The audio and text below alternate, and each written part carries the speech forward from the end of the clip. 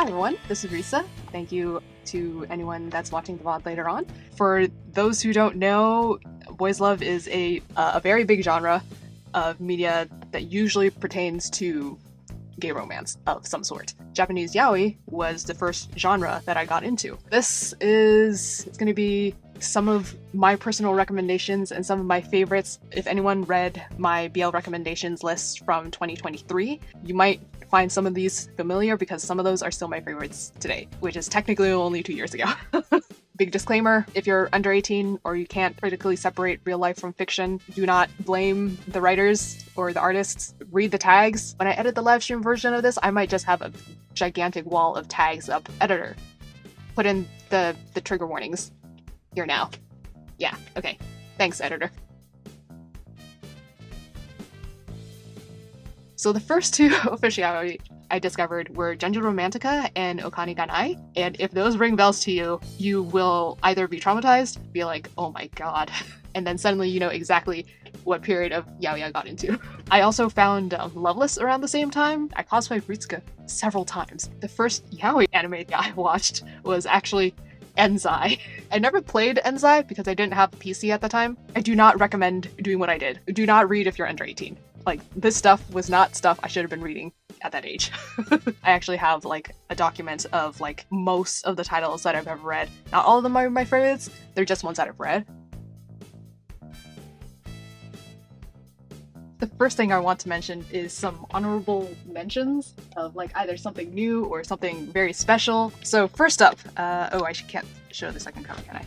So I don't know how to pronounce this. The translated title is Merman Prince, Human Prince, and Lying Devil. If you know where to find it, you know where to find it. However, it's not translated anywhere. Not even in the places that you're not supposed to find it in. I just want to recommend it because it is really good. It is very gorgeous. And I want to know what it's actually about. I liked it that much because, at least based off of literally holding my phone to Google Translate some of the lines, like, it seems like there's actually interesting lore going on. Basically, what this is about, it's sort of The Little Mermaid, where, except that the sea witch and the merman is their childhood best friends, but then the merman falls in love with human prince, but this whole time, the sea witch has had an unrequited crush on the merman. Prince falls into the ocean, the merman helps him.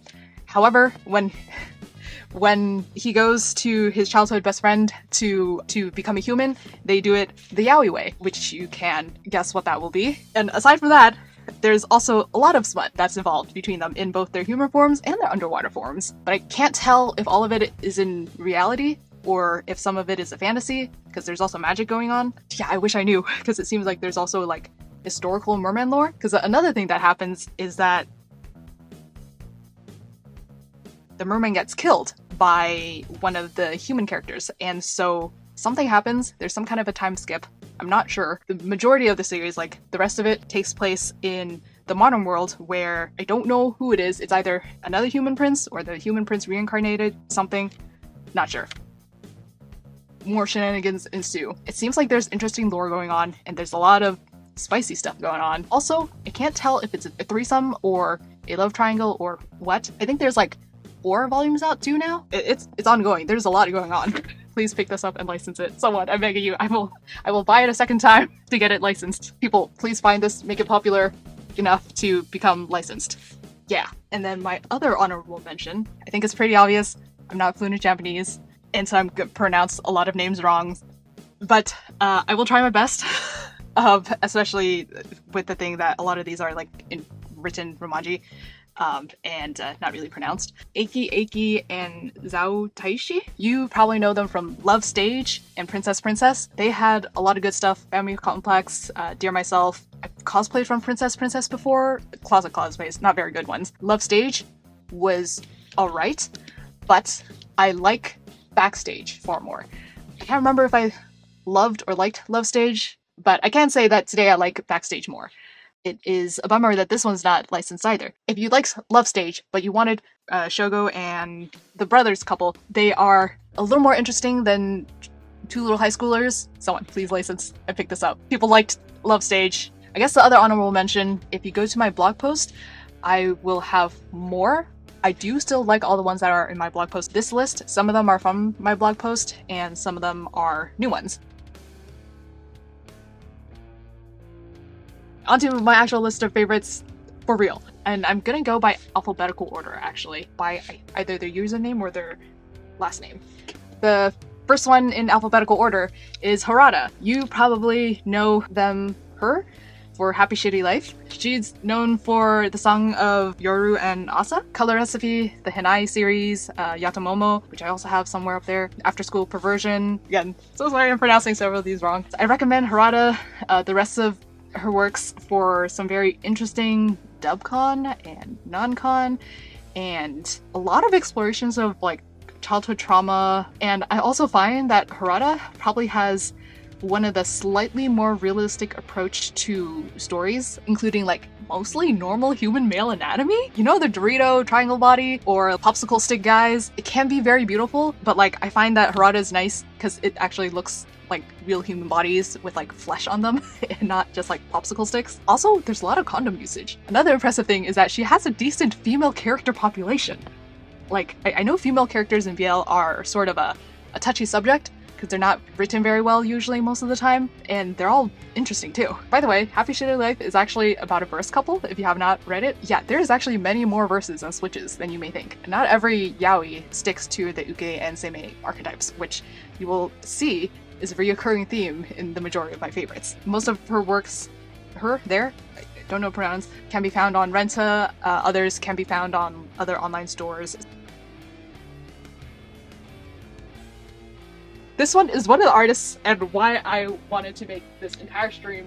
I don't know how to pronounce the name. Never heard anyone say it. iimo? I-I-M-O is how it's written in English. You can see I have quite a few from, and this is not all of them. I still have a couple more in my bookshelf. Some of my favorite works from them is Innocent, Perfect Planet, this one, Swine Lovers, Soin Lovers, S-O-I-N-E Lovers, and Akuheki.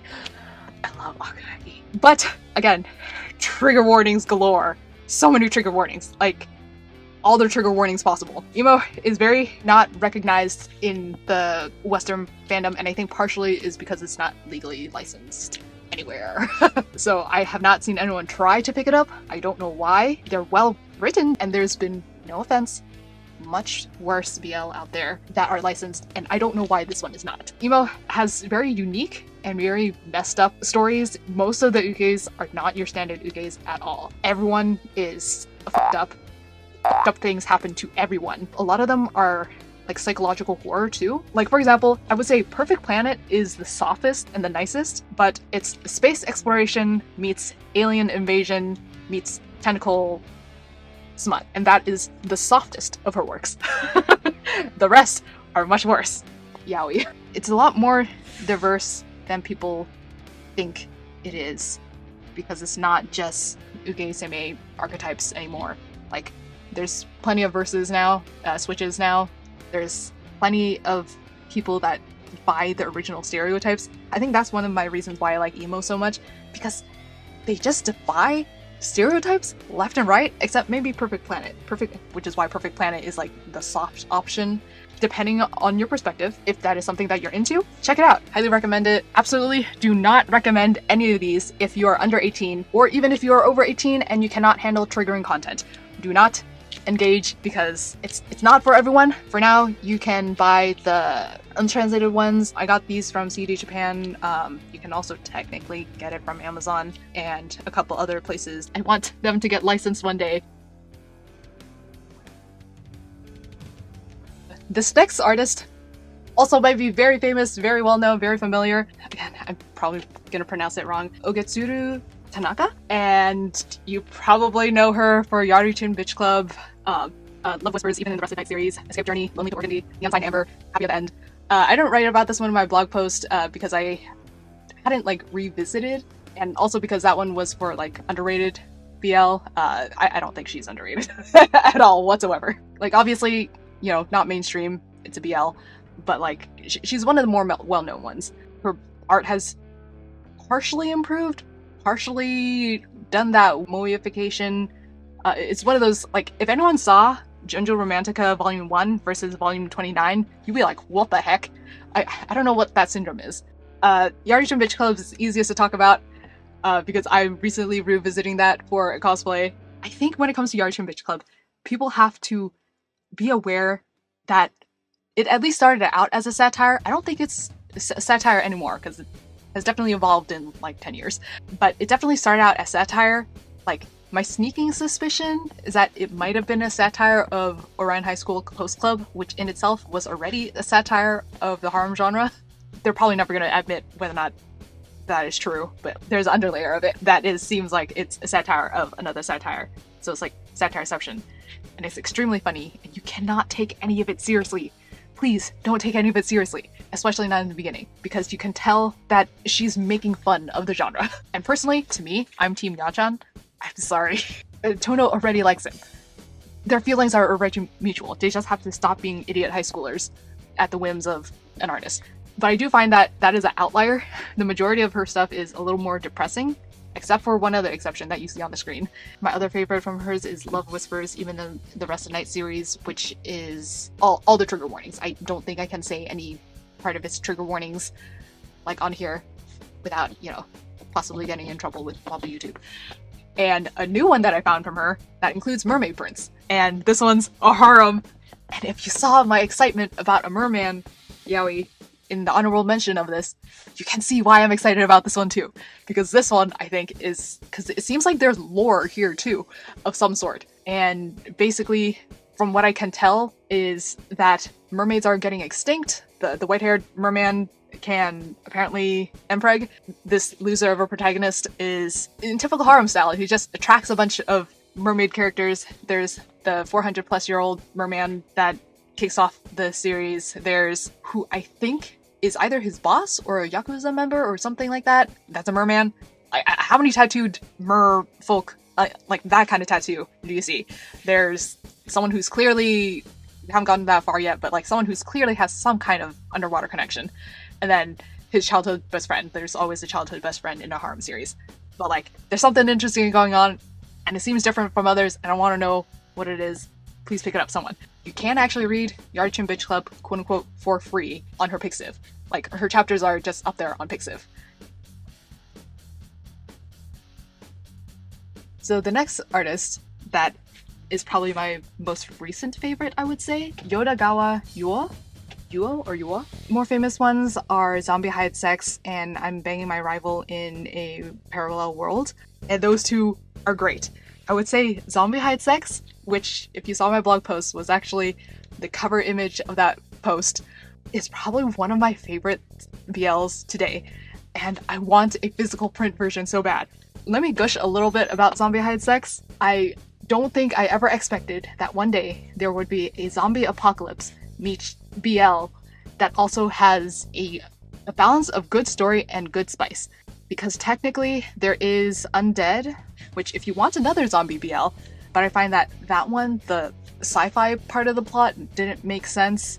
But I do recommend it if you want to know about the only other zombie BL that I personally was able to find, aside from doujinshis. So Zombie High Sex, it is technically comedy horror, sort of, but it has a very good spice every other chapter, and also has a lot of good zombie science, like a lot of good zombie sci-fi.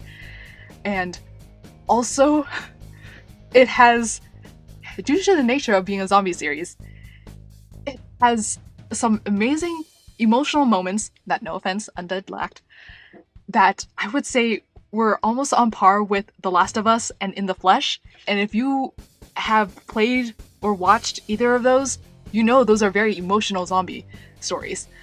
What is a BL doing this good that has both great smut and great plot? What the heck? And it's still ongoing. There's 5 volumes, and I really want to know what's up because, like, when I mentioned In the Flesh, I'm not joking about that part, which I realize now has gay characters in it.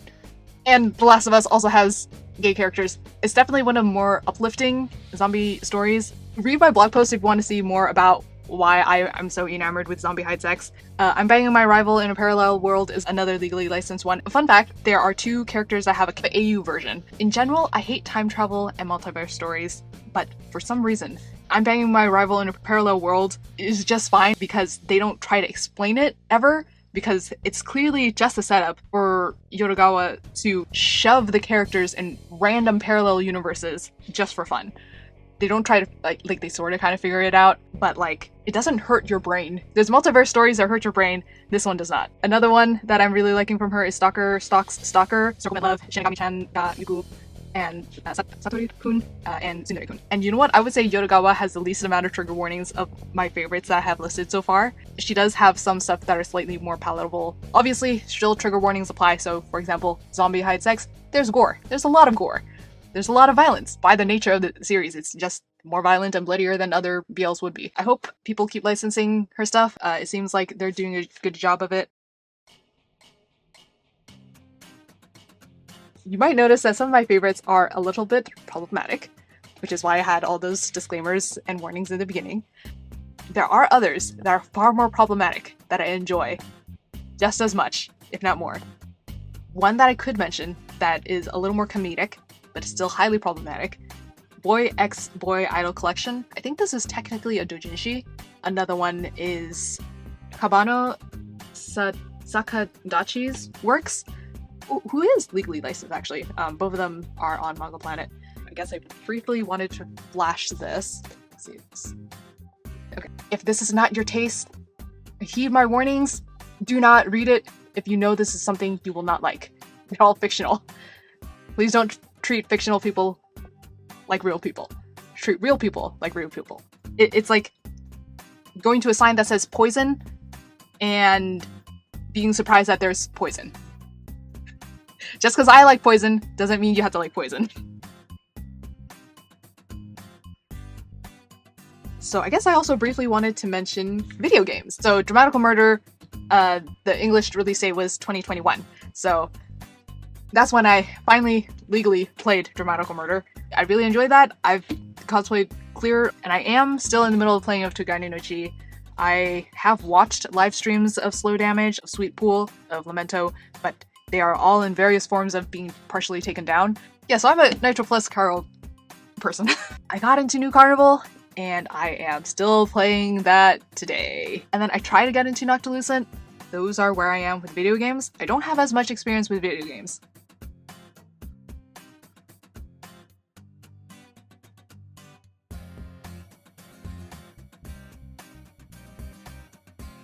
At some point in time, actually, I did, around the time that I got into K-pop, I stopped reading BL to read other stuff, let's say. Then in 2020, the world collapsed, Dramatical Murder finally got legally licensed, and then that got me back into BL. And now I have discovered more stuff post-2020. I guess like post-FujoCon. FujoCon got me back into BL, because now they're like, oh, this is what's new. When I look at my current favorites now, what surprises me is that even though I started out with the early 2000s stuff, I don't necessarily still love all of them. I might have nostalgia if I really think about it. I was reading the options that we had back then because that was what was available. Not necessarily because I liked it. Did I like Papa to Kiss in the Dark? No. Did I like Tsukisho? It was alright. But it was available, and that's what we could get our hands on. Of course, my tastes have also changed over time. I'm into different stuff now. I can't say one is better than the other, despite what some older folks have done where we were entertaining ourselves with yaoi before we were 18. Don't do that if you're under 18 today.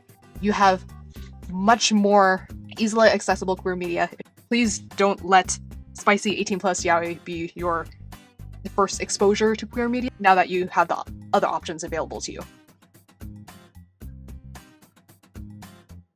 Some closing thoughts, I guess. If you're going to ALA, I am one of the co-hosts of the Boys Love Gathering. If the stream doesn't come up before ALA, show some pictures from Gathering if this comes up after. If you wanted to see any of my other favorites or any of my other recommendations, so go ahead and check out my blog post for an older list that includes all of these guys and some more. Also, I don't mind more recommendations. I do watch other podcasts and look at yabai lists. If you enjoy any of these, please talk to me about them. Like, I can probably find 100 people to talk to about Given. No one is talking about Backstage. I am the only one who knows this, and there is merch about this for some reason. I can't get my hands on the merch. Thank you so much, and I hope you have a good day. Bye!